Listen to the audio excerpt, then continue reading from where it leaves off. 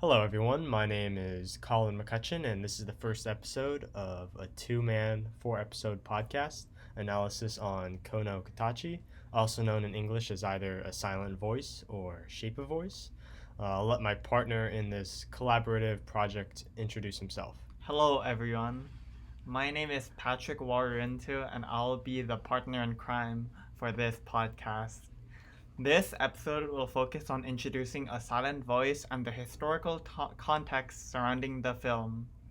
And we will also discuss why we both chose this specific film and what we hope to accomplish with this podcast series. Okay, so to start off with, Silent Voice is directed by Naoko Yamada and is supported with a film score created by Kensuke Ushio. A Silent Voice is the anime adaptation of the 7-volume manga series of the same title, illustrated and written by Yoshitoki Oima. A Silent Voice came out in 2016, which also saw the release of the celebrated anime film Your Name, directed by Makoto Shinkai. The popularity of Your Name overshadowed the critical reception of A Silent Voice. So, at its core, A Silent Voice, or Koe no Katachi, is a drama set in Japan that follows a young teenager yearning to change from his early school years when he had bullied a deaf girl into transferring to another school. So, it's time to move on to the questions. So, why did we choose Koe no Katachi, Colin? Well, I personally chose this film because I saw the film when it first came out, and I watched it with a friend at the time, and it really emotionally spoke to me. I didn't really pay much attention to the film score itself as much as I would now, obviously taking this class. But at the time, I really the themes of bullying and redemption really spoke to me on a personal level and what I was going through at the time. So watching it years later, for this class, I thought it would be a great film to analyze specifically because it held so much meaning for me.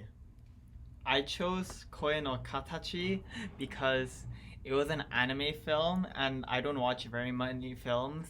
Furthermore, it's unlike other Kyoto animation works. I felt that Koe no Katachi emphasized more on the sound and the music behind it in comparison to other Kyoto animation films Yeah, and works. yeah. No, I don't have the context of, I guess, this specific studio's different, I guess, the animations that they came out with. Of course, I hope I can get into more of that, but I have watched several anime films, and I mean, I guess that now thinking about this film now, I think that it really stands out in its score because I mean most films have your typical score where you have of course different themes throughout the music where it's like your sad music, your love music for whatever it reflects the theme of the overall film, and of course this film score does that as well.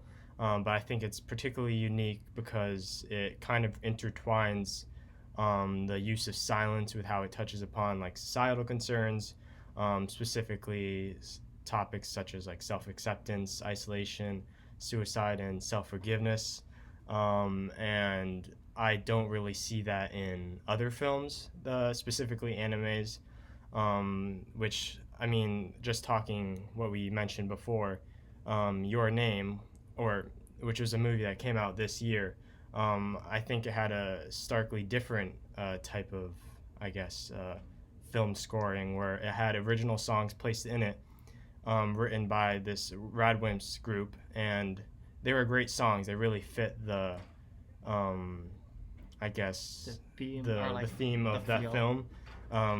And they had vocals placed to them, so it was like a very obviously like the vocals were attached to the film, and it wasn't very hard to like.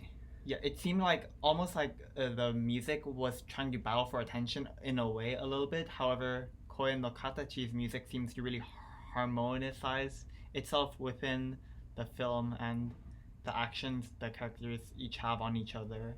Yeah, it was much more. I guess what I'm trying to say is the film score is much more upfront In Your Name, it was much more, I guess, exaggerated. But in this case, with a silent voice, it's really, I guess, more subtle. But I think in that way, more unique, and I guess plays, I guess, a role that you wouldn't necessarily expect just upon hearing it. But upon analyzing it, you can't have the film without the underlying film score. Yeah, so our goal with this podcast is to analyze what is unique about the film and see how it touches upon societal concerns through its dynamic use of silence that mirrors its character progression. So, throughout our next episodes, each episode will cover a pivotal scene in the movie, and we'll analyze how certain themes are developed throughout the movie itself.